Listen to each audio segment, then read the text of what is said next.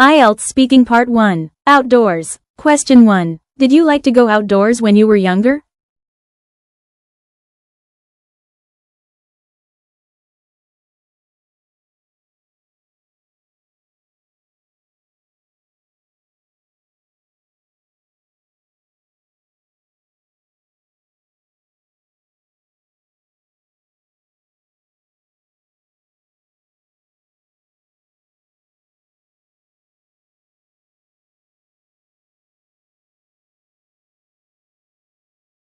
Model answer.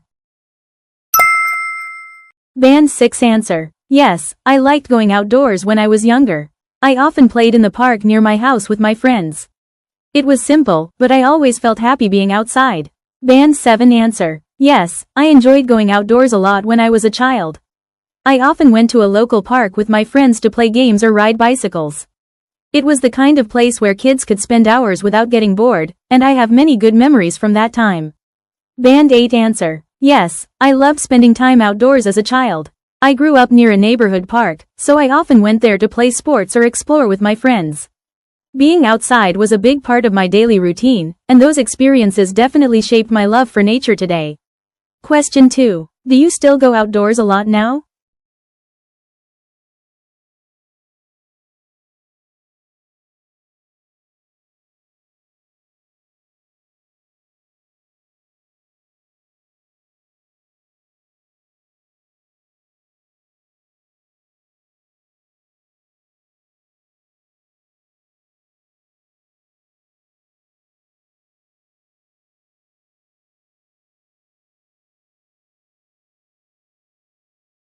Model answer. Band 6 answer. I don't go outdoors as often as before because I'm busier now. But I still try to take short walks when I have time, especially on weekends, to relax a little. Band 7 answer. I don't go outdoors as often as I used to because of school and work, but I still make an effort to get fresh air. These days, I usually go for evening walks or short hikes on weekends. It helps me recharge after a busy week. Band 8 answer. Although I'm busier now, I still make a conscious effort to spend time outdoors. These days, I enjoy taking long walks, going on short hikes, or even just sitting outside after work. I feel that being outdoors helps clear my mind and keeps me energized, especially after spending hours indoors. Question 3. Do you like reading outside?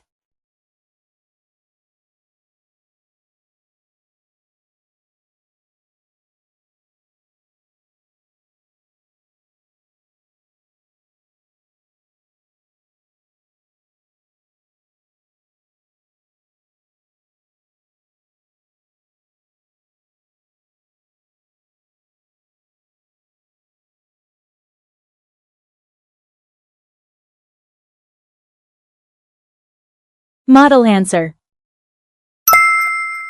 Band 6 answer. Yes, I like reading outside when the weather is good. Sometimes I read on a bench or in a small cafe with outdoor seating. It makes me feel calm. Band 7 answer. Yes, I do. Reading outside gives me a different kind of focus compared to reading indoors. I especially like sitting in a quiet park or a cafe terrace. As long as the temperature is comfortable, I find it very refreshing.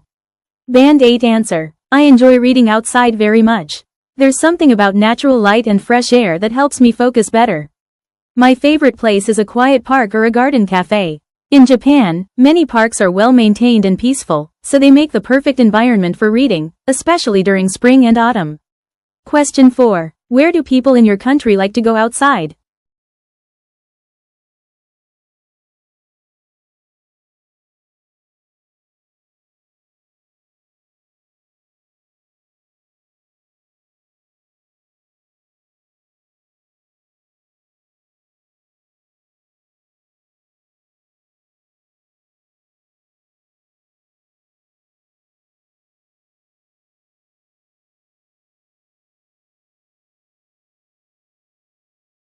Model answer.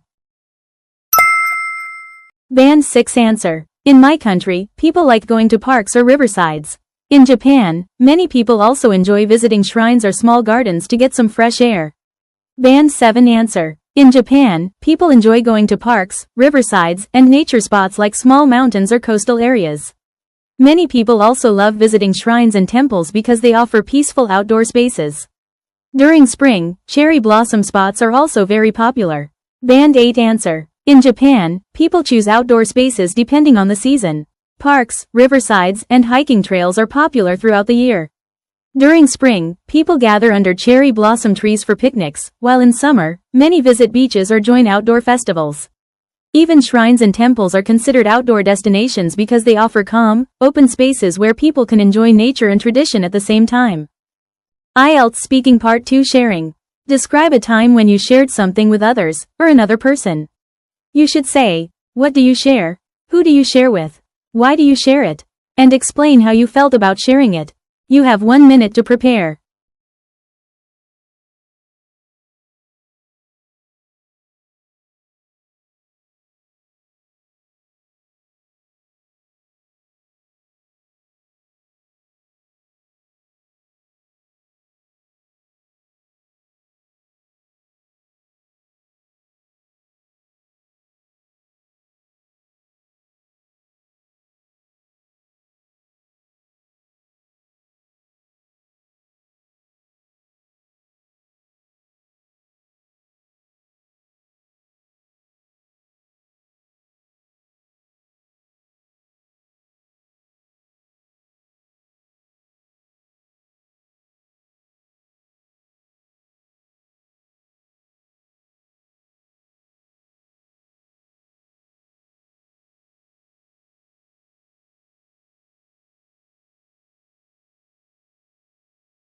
You have 2 minutes to talk.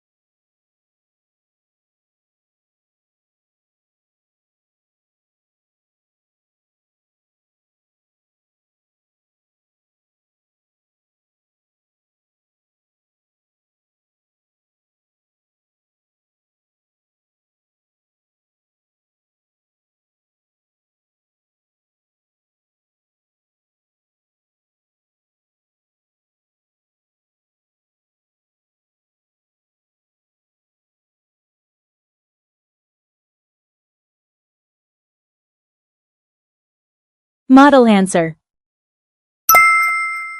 Band 6 answer. There was a time when I shared some homemade snacks with my classmates. I had made some simple cookies the night before, and I brought them to school because I made too many. I didn't want them to go to waste, so I thought it would be nice to share them. I shared them with a few friends in my class during our break time. They were surprised because I usually don't bring food to school, but they were happy to try them. We sat together and ate the cookies while chatting. The reason I shared them was mainly because I didn't want to throw the extra ones away. Also, I thought it would be a good way to make my friends feel happy. After sharing, I felt warm and relaxed. It wasn't a big thing, but it made me feel closer to my friends. Band 7 answer. I would like to talk about a time when I shared some homemade cookies with my classmates. I had tried a new recipe the night before, and I made a little too much. Instead of keeping everything for myself, I decided to bring the extra cookies to school the next day. I shared them with a small group of friends during our morning break. They were a bit surprised because I'm not the type who often brings food to school, but they seemed excited to try something homemade. We sat together, tasted the cookies, and talked about how I baked them. The main reason I shared the cookies was that I didn't want to waste them, but I also wanted to do something nice for my friends. Sharing felt like a simple way to connect with them. After sharing, I felt happy and a bit proud because they said the cookies tasted good. It made me realize that even small actions can create a warm atmosphere. Band 8 answer. I'd like to describe a time when I shared some homemade cookies with my classmates. It happened last year when I tried baking for the first time. I was experimenting with a new recipe, and I didn't expect it to produce such a large batch. Since I couldn't finish them all by myself, I decided to bring the extra cookies to school. I ended up sharing them with a small group of close friends during our break time. They knew I wasn't very confident in cooking, so they were both surprised and curious. When I handed out the cookies, they immediately tried them and started giving me playful feedback, which made the moment even more enjoyable. I shared them partly because I didn't want to waste food, but also because I thought it would be a nice gesture. Sharing something handmade feels more personal, and I wanted to show them that I was trying something new. It also felt like a good way to strengthen our friendship. The experience made me feel genuinely happy. Their reactions boosted my confidence and encouraged me to try baking again. More importantly, I realized that sharing doesn't have to be something big. Even small things can bring people closer and create meaningful memories. It reminded me how simple acts of kindness can brighten an ordinary day. IELTS Speaking Part 3. Sharing. Question 1. How could parents and teachers teach young children to share?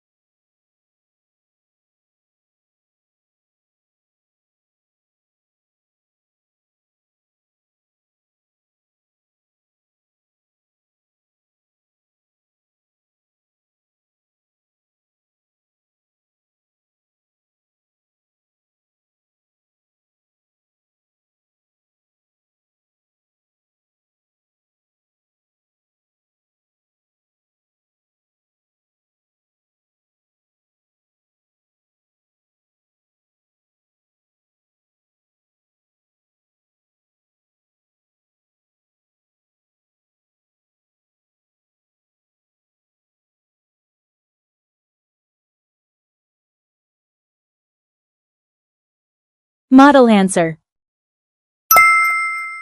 Band 6 answer. Parents and teachers can teach children to share by giving them simple examples in daily life.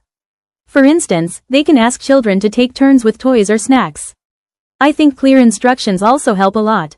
If children are praised when they share, they will feel encouraged and repeat the behavior. Band 7 answer. Parents and teachers can guide young children to share by creating situations where cooperation is necessary. For example, group activities in class require children to use the same materials and work together. Adults can also model sharing by showing children how they share things with others. Positive reinforcement, such as praising them or giving small rewards, also helps children understand that sharing is appreciated.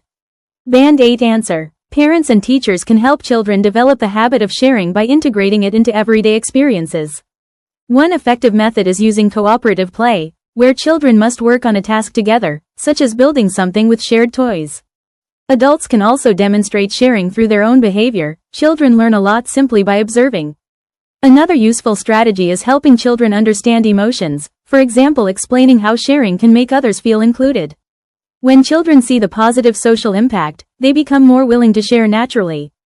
Question 2. What are the consequences if children don't like to share?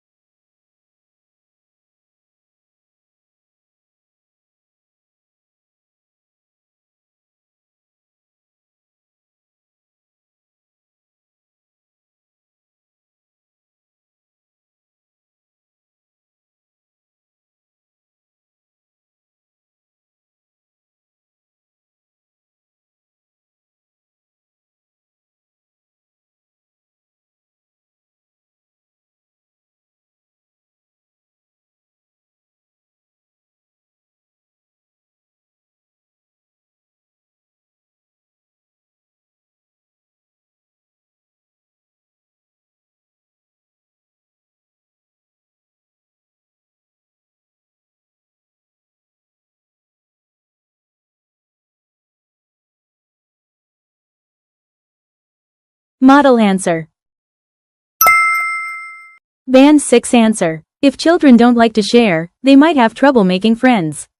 Other kids may feel uncomfortable playing with them because they always keep things to themselves. It may also lead to arguments or conflicts in school. In the long run, these children might find it harder to work with others.